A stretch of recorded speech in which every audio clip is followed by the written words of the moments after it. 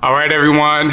This is a continuation of last week and the inspiration and dedication that you are going to need to continue to succeed and continue to achieve beyond your expectations. What I really hope is if you didn't hear last week's episode, please go back and listen to it before you listen to this episode, because you'll be able to take a lot of either external notes on a notepad or internal notes in your brain and be able to apply them to your life so that you can push, dig a little deeper, and just be able to love yourself a little bit more. So this is a continuation of Achieving Beyond Your Expectations with Bill Blokker, and I hope you enjoy. Somebody saying, oh yeah! No? What's up? He's better than Oprah. Come on, y'all!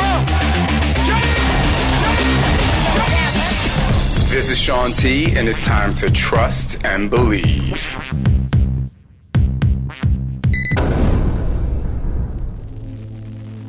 Chapter 4 is about habits and your hidden mind chain. We hear so much about how it takes 66 days to create a new habit, but what exactly, is happening to the brain to form these habits? And one of the things that was just so frustrating over years of being in fitness and really helping people on a journey is you would hear people say, well, you only have to do it for a certain amount of days. And I'm like, no. Because I know, and even now to this very day, I've worked out consistently for 25 years now, and it's not a habit. I still have to make myself do it. I'm like, man, sometimes I don't want to do it, but I still make myself do it. So let's talk about, what the brain does to form these habits. Okay, we're going to get very specific about this, but let me just deal with the number 66. Okay. There's another number that frequently gets talked about, 21 days. Mm-hmm. You can change a habit. There's another number, it takes a maximum of 254 days to change a habit. All the studies, when you synthesize them in relation to changing habits, say it's dependent on what you're trying to do and the situation you're in and the intensity you have for doing it. So every case is different. So you can't depend on the 66 days, you can't depend on the 21 days, you can't depend on the 254 days. Everything is different. One size does not fit all. Love it. That's important. That kind of frees my mind a lot. Yes. Okay. Hidden mind chains. I came up with this because of this, and I don't have my elephant picture. Big, giant elephants, the biggest creatures on land, can be held with a small rope in a wooden stake in the ground that they could easily pull out. Why is that? Because when they are baby elephants, they're chained up to a metal post in concrete. They walk to the end of the chain and they can't get away. And so mental mind chains occur, hidden mind chains that control them. And it controls them the rest of their life. So here's what we know about habits. They control 40 to 75% of all behavior. They control you, the way you eat, the way you drive, the way you dress, your interactions with others, the intimate relationship you have with significant others. And I'm not talking about sex, although sex is involved. I'm talking about how you look at somebody, how the tone of voice you use with them, how you touch them, how you interact with them. It controls work. It controls play. Everything you do is controlled by habits, 40 to 75%. Habits are automatic subconscious response to stimulus. They happen. The reticular activating system is designed to cause habits to occur in your body. It wants to do that, to make you efficient. A habit is not one act, it's multiple tiny acts that create a pattern of behavior. This is important, gang. If you want to change a habit, you're not changing one behavior, you're changing multiple tiny acts and everything around it. That's what you have to learn to be successful. Now, when you're making habits, you're actually developing neural pathways. Here's a picture of a neural pathway that they take with their big electronic devices of the brain. The neural pathways are developed to create automaticity so you can operate as efficiently as possible. Athletes, musicians, military people, first responders all rely on automaticity to be successful. They don't have time to think in an emergency situation, in an athletic event, as they're performing a concerto. They've got to act automatically. Automaticity is critical to our lives. You can develop the automaticity, and we're going to give you a very specific step-by-step plan to do that. But I want to give you right now an example of how automaticity impacts performance. What you're about to see is a young man who is 13 years old. This young man's name is Blake. Blake achieves beyond expectations, and he has done it since the time I've known him at 10, and he was doing it before then. By the way, his brother is the same way, and to be honest with you, his mother and father are too.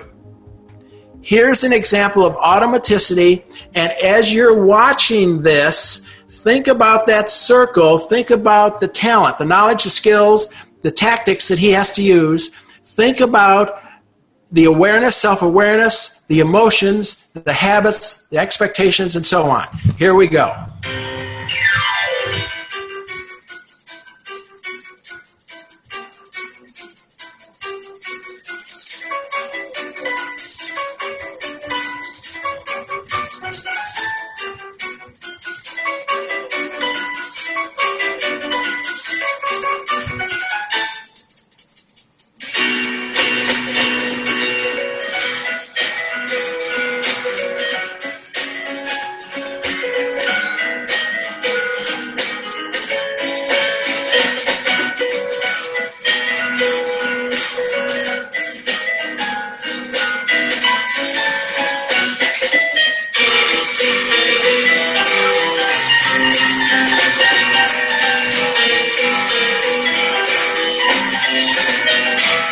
Okay. So for the people who don't see it, and you'll probably do this, explain what. All right. First of all, I showed you this for automaticity.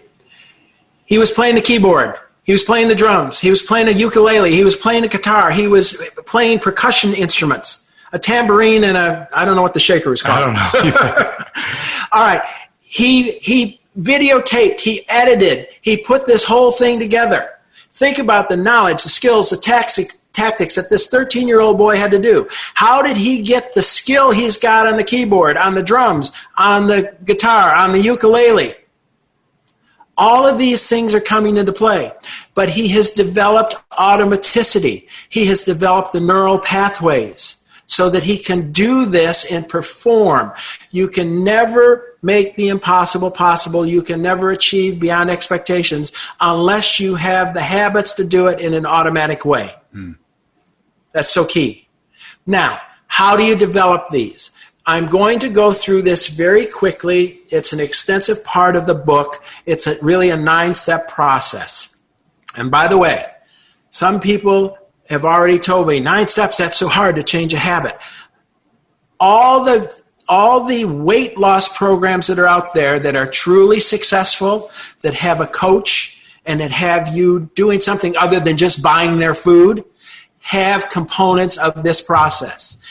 All the athletes, all the musicians that develop automaticity, the military people, the first responders, they follow this process or a semblance of this process to make it happen. First of all, you've got to have positive emotion. Remember, you can't have negative. It's got to be positive. You've got to establish a very specific goal that you want to turn into a habit. Remember, it's multiple small acts. It's not just one act. It's a behavior change. So it's going to be a variety of things. You have got to, once you've established that goal, you've got to focus on and tell yourself, what are all the positive things that are going to happen as a result of that? Because these are important. You need to keep going back to that. I can tell you, you're going to have setbacks. You're going to have frustration. You're going to feel bad about some things. When you do that, you've got to go back and remind yourself, here's what I'm trying to make happen. Mm-hmm. Now, you've got to look at your existing habits. Which of the existing habits can help you? And in my book, I use an example of me here. and how I had to work to develop the habit of empathy. I am a very task-oriented person, and I was blowing people away because I was condescending, I was dictatorial, I showed zero empathy. So I used a very sophisticated behavior developing empathy in my example in the book. So it's not just a simple example. I had to look at what habits would help me be more empathetic. Then I had to look at what habits would be hindering that. Okay? Then I had to look at what emotions do I have that hinder that. And one of the things that drove me crazy with people is anybody that puts roadblocks in my way, I want to batter them out of the way. So I get all ticked off at them. And I had to learn to control that, because when you find out their intentions, judging others by their intentions rather than their behavior, I found out they weren't putting roadblocks in the way. I was interpreting it that way. They were trying to make sense of what I was asking them to do. Right. Okay? You have to determine what triggers the habit that you're trying to get rid of, because you've got to pay attention to that, because you've got to learn how to control those triggers. Remember we said that never did anything by yourself? You got to have a coach. Informal or formal, you got to have a coach. Several of you watching this are in Beachbody. You have coaches, upline coaches. They're trying to help you. They're trying to talk to you about things. This guy is a coach. He's trying to coach you with motivational things, with weight loss things, with emotional control things. All right? Coaches are absolutely essential. You've got to develop the knowledge, skills, and tactics. Remember that circle we started with? You've got to have role models. You've got to have see other people doing it. It makes it real. That's why I put the stories in the book of all the people that were doing unbelievable things. You've got to know that it's possible, and that helps with the negative emotions. You've got to visualize. I spend a lot of time in the book talking about the process of visualizing, because it's a powerful skill when you're developing, or powerful tactic when you're trying to develop any skill. Then, most importantly, you have to monitor your self-talk. You use self-talk to alert yourself to what you have to do, the steps of the process that you're supposed to follow.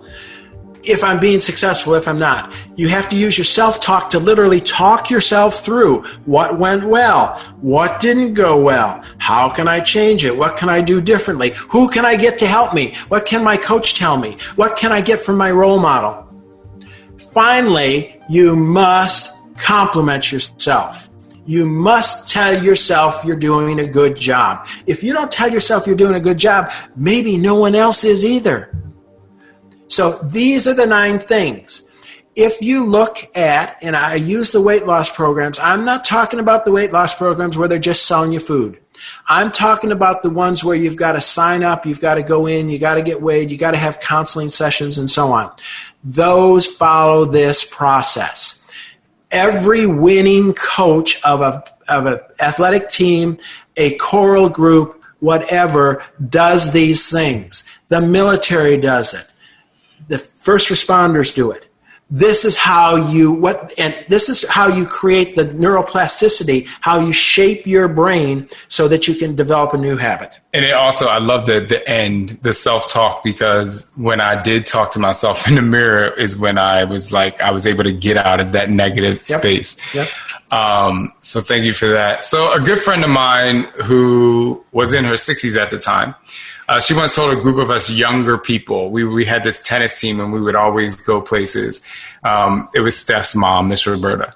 She would always say, manage your expectations, manage expectations. Whenever we would be hanging out, we'd be talking about life things. We all were New York City, young people, like on the go. And we would come down there and we would have all of our quarrels and qualms with people and this and like jobs and whatever.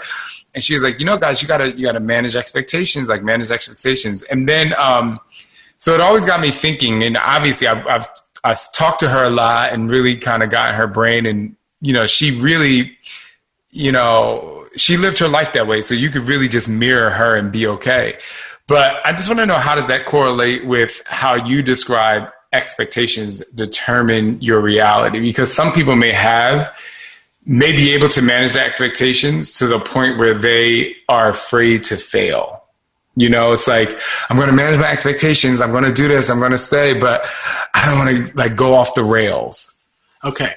There are actually people out there, and some of you may know who they are and read and listen to their podcasts, that go around telling people low expectations are the best thing. Don't have high expectations, because low expectations, you never get disappointed. Things stay nice and calm and easy, and the world just goes on and everything is good. Here's the deal. Nobody achieved beyond expectations who didn't have such a high goal that it put him on the edge and made him feel uncomfortable. Okay? But they did it because they believed that they could do it. Here's the thing. Who controls you? Me. Well, you say that. I'm going to tell you about Shannon. I know Shannon very well. Shannon and my son Scott went to school together. Shannon was a pretty good soccer player. She was on the select team. She was on the high school team. She played very well. She wanted to go to college and play soccer. Her coaches told her, Shannon, you're not good enough. You'll never play soccer at the college level. You might be able to play at the community college level, but you can't do it.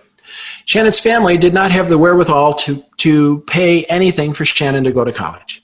So people would say, Shannon, it's stupid to want to go to college. You don't have the money. You need to get a job, girl. Don't even think about that. You've got to support yourself. Well, my wife, Sue, heard about all this because Shannon was at our house with Scott. Sue sat down with Shannon, and the two of them started working. They figured that Sue already knew about getting grants and funding to get into school, so she worked with Shannon in that regard, got her done with the application, got grants so she could get funded. Shannon goes to the school and talks to the soccer coach there. It's a pretty good soccer team. And the soccer coach says, well, I'll put you on the team as a freshman, but I don't think you'll play much. And she didn't play. I don't think she played any at all her freshman year. And the coach said, I really can't see you making the team next year, Shannon. Shannon came home and worked with Scott, and they worked all summer on training. She worked on her tactics. She worked on her soccer skills. She worked on everything there was to soccer, but also she worked on the 5 intangibles. Shannon went back and started the soccer season. During the preseason, she was excelling. She got put on the starting team. She started every game thereafter until she graduated from college. I love it. She graduated from college without any money from her family. The next year, she got her master's degree. And in her first job back many years ago, she was hired at $65,000 a year, which was more than I was making at the time. She is now in charge of corporate sponsorships for a major university in California. Who controls you? The expectations you have of yourself.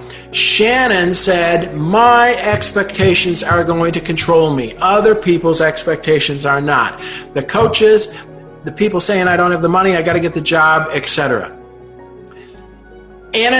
Shannon put herself on the edge. If you're not on the edge, you're taking up too much space, folks. You've got to set that high goal. Now, the people that tell you low goals, then you'll never be disappointed, blah, blah, blah. They write books about it. Here's the deal. You set high goals, and it looks like, oh my God, how do I accomplish that? It's always incremental steps. You always start small. You always start with things that can be successful, and you work up. It always happens that way. What can I do to get started? I got to get started. How can I be successful? Expect setbacks. Learn from them. That's going to happen. Expectations, realistic expectations that Steph's mom was talking about. One of them is whenever you've set a high goal, you've got to expect setbacks. You've got to learn from them. It's going to happen. Nothing great was achieved in one fell swoop without any problem. I agree, because every fitness program I've ever developed, we were just talking about some stuff before, but you know, and all of you, if you work on a project or whatever it is in your life, I just remember starting a project and feeling so good. I remember doing an Insanity, and I was like, the beginning of creating an Insanity, and I was like, oh, this is going to be great. And then you get like 4 days into creating and you're like, oh, you're like, I have nothing left. Like, I've exhausted my mind. I've exhausted my creativity. And then you feel stuck for like 2 days. And then you have to, you have to find Absolutely. your way back. Expectations of others. Do expectations of others control you? If they are positive, if others' expectations of you are positive, believe them. Go for them. Nelson Mandela said this: it always seems impossible until it's done. I love that. That is the case. It always seems impossible. Now, if its expectations of you of others are negative, ignore them. Here's the thing, folks. When other people are giving you negative expectations, it's based on their personal experience, their feelings of inadequacy, their self-esteem, their lack of belief in themselves. They don't have the knowledge and skill. They don't have the determination, the drive you have. All of that stuff is coming into play, and they're laying it on you. Now, they could be well-intended. The people that told Shannon to get a job were well-intended. They were trying to help Shannon understand that you've got to you got to fend for yourself. The problem is that it wasn't what Shannon wanted, and they didn't take the time to find out what Shannon wanted to support her and help her. Sue found out what Shannon wanted and said, we're going to make the impossible possible. Let's go for it. And even to the point, Sue, before she had her first interview, Sue took her out and Sue bought a blue business suit she could wear for her interview. That's the kind of support we're talking about. So, expectations others have of you, if they're positive, go with them. If they're not, ignore them. Now, expectations you have of others. This is really important. You want to expect the best of others, but you want to be prepared to deal with the worst. Okay? I spent a lot of time coaching. I coach at the high school level. I coach at the college level. I coach age group soccer. I'm a national licensed soccer coach. I've seen all kinds of coaches. I've seen all kinds of directors. I've watched people in the field of dance and music and art and so on. Here's what happens. Unmet expectations lead to negative emotions. If you expect the best but be prepared for the worst, you'll know that you're going to have setbacks. So you're not going to think everything is perfect. You're going to fall on your face. Silas and Sander try to do all kinds of bizarre things that scare the bejeebers out of all of us. Okay? And they fall down and they get up and they say, I'm okay. Okay? They had unmet expectations, but they're dealing with it in a positive way. You can prevent or control negative emotions by how you manage your expectations. So managing your expectations is key. Having super high expectations to achieve is key.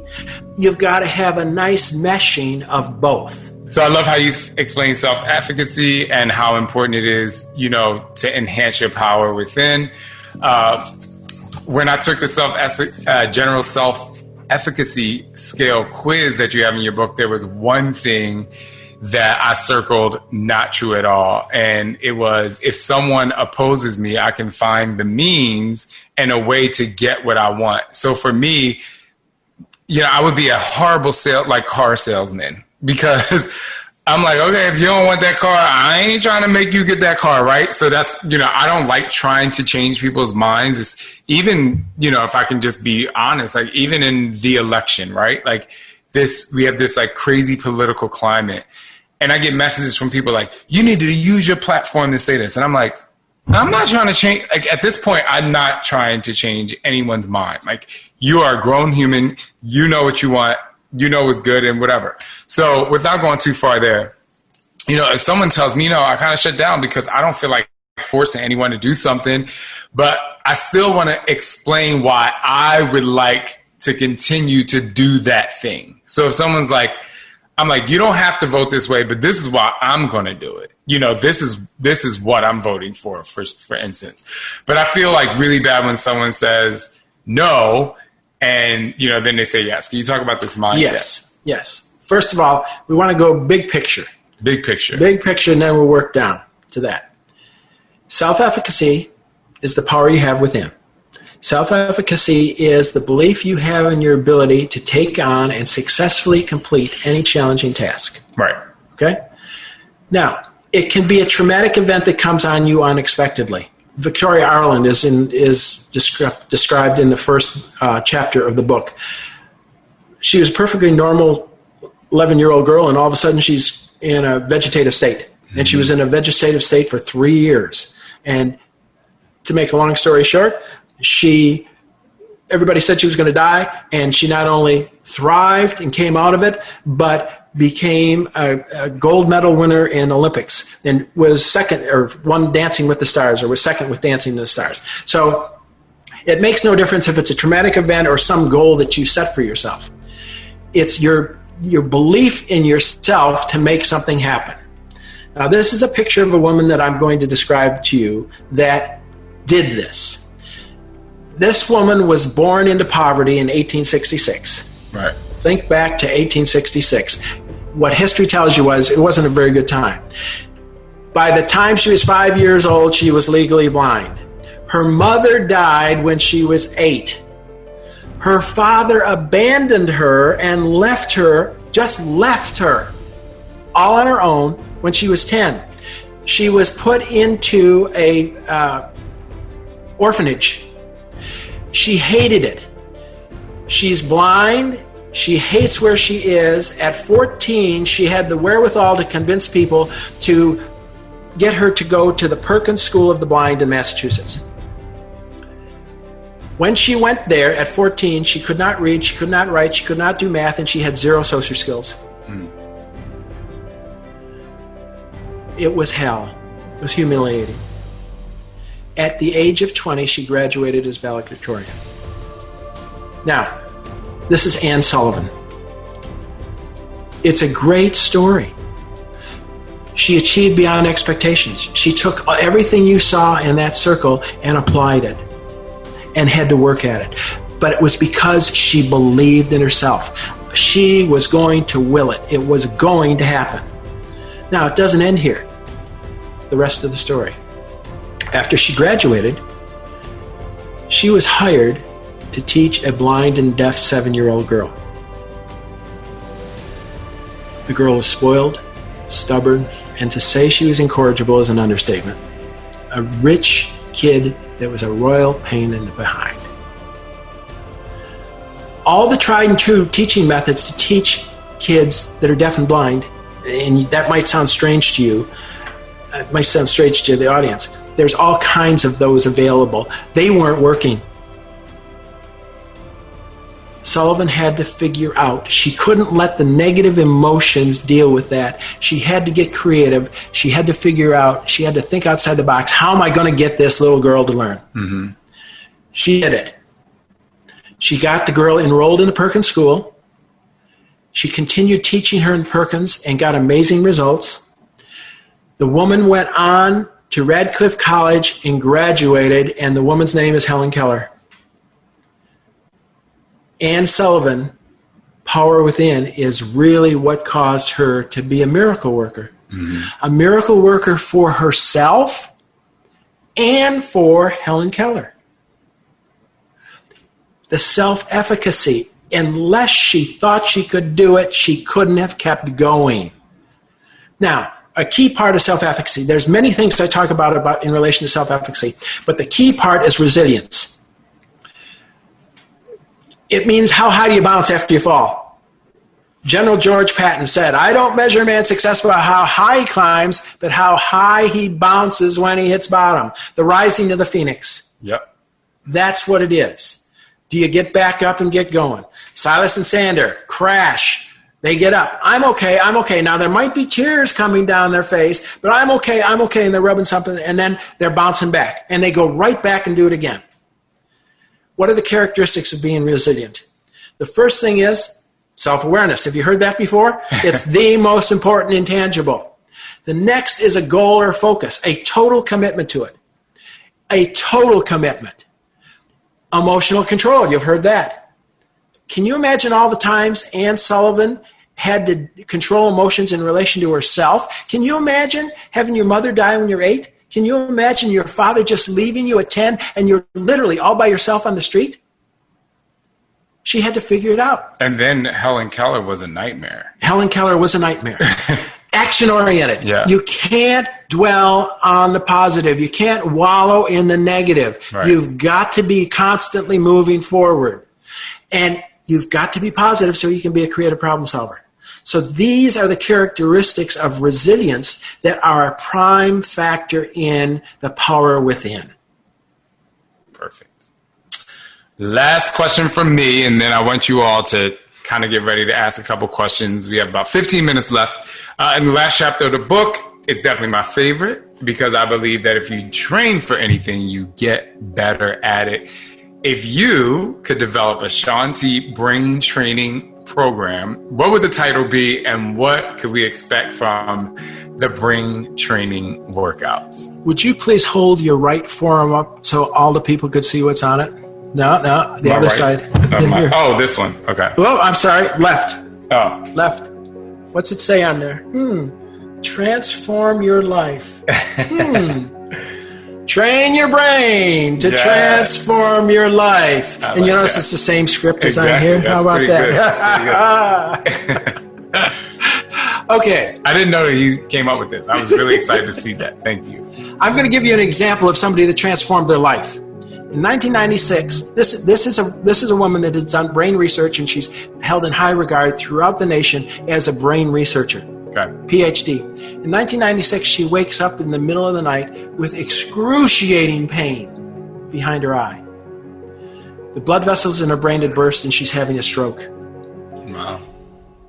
Within days, she's an infant in a woman's body. Nothing is working. She needed total care, just as months-old children do. Jill Bolte Taylor is her name, had to train her brain to transform her life. She could do nothing. Wow. Her goal was to fully recover. That was her goal. She was totally and absolutely committed to it. She's an adult woman functioning as an infant. She had to learn to talk. She had to learn to walk. She had to learn to feed herself. She had to learn how to write, to do math, to read and comprehend. And she says in her book, the worst thing I had to do, the most difficult, challenging thing, was to learn to comprehend both written word and people talking to me. It was so hard because it's such a complex text, or such a complex thing. The medical professionals told her it was absolutely impossible for her to do. In fact, many of them said, you're going to die, because people who have strokes like this typically die within a year or two. She had very slow progress. Many setbacks. It took her 8 years of trial and tribulation. She had to train her brain to transform her life. And now if you watch her do a TED Talk, you have no idea that she was in that situation. Okay? Incredible. She literally transformed her life as an adult. People, no matter what situation you are in, you have the capability of changing it and making it better.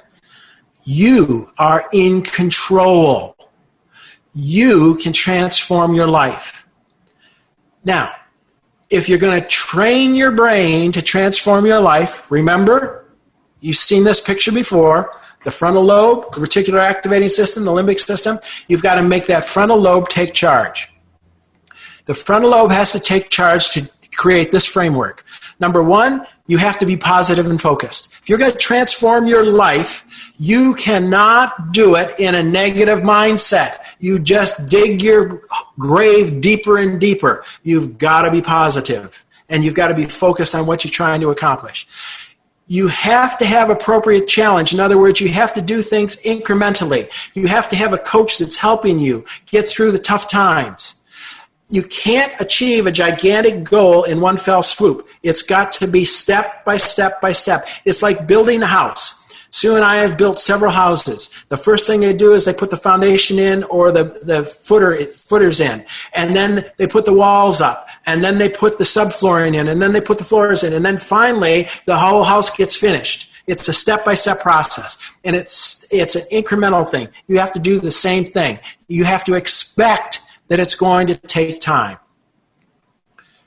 You have to constantly practice and reinforce to develop mastery. Go back to Blake, playing the drums, playing the keyboard, playing the ukulele, playing the percussion instruments, playing the guitar. He practiced until he developed mastery in all of those. Automaticity, that's what mastery means. Then you have to get affirmations from yourself and others, because it's going to be a tough, hard road. You have to constantly be getting positive feedback. Negative feedback doesn't help you at all. It's got to be positive. Now, your past is your past. Your future is a script waiting to be written. Think about that. It's blank. You're in control of it. Jill Bolte Taylor transformed her life. Victoria Arlen did the same thing. Blake has done the same thing. You see this? Mm-hmm. It's a little bird in the hand. Here's a story. This young teenage boy was feeling his oats. He loved to challenge authority. And he walked up and he had his hands together to a wise old woman. Might have been Steph's mom. And he said, "Wise old lady, tell me, is the little bird I have in my hand dead or alive?" And the wise old lady looked back at the young man and said, "Young man, if I say to you the bird is dead, you'll open your hands and it'll fly away. If I say to you the bird is alive, you'll squeeze your hands together and it will be dead. Young man, the power is in your hands." Use the 5 intangibles, people. Use the 5 intangibles. They will power your performance. No matter how much talent you have, you can't maximize your talent without the intangibles. Using the intangibles, maximize your talent. People, the power is in your hands. You can make the impossible possible. Thank you. Thank you all for joining. I love you all so much. We'll have everything you need in the show notes. And if you're listening to this in a podcast and you want to be a part of the safe space, just go to the show notes and you can join us. And I love you guys and peace out.